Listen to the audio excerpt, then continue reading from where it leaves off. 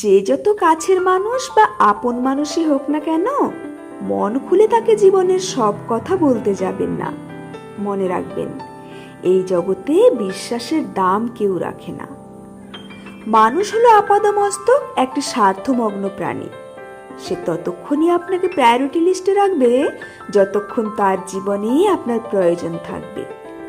আর যেই মুহূর্তে তার এক ফোঁটা স্বার্থ বিঘ্নিত হবে, সে নিজের স্বরূপ ধারণ করে আপনাকে সব রকম উপায়ে আক্রমণ করবে।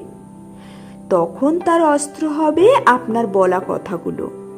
যাকে একান্ত আপন এবং বিশ্বাসী মনে করে আপনার অত্যন্ত সিক্রেট আপনি শেয়ার করেছিলেন, তাকে হাতিয়ার বানিয়ে সে আপনার দুর্বল জায়গায় আঘাত করবে। আপনার শত্রুপক্ষের সঙ্গে ভাব জমাবে এবং আপনাকে প্রতি মুহূর্তে বিব্রত করে তুলবে। সুচ হয়ে ঢুকে ফাল হয়ে আপনার বিশ্বাসটাকে ফালা ফালা করে দিয়ে বেরিয়ে যাবে।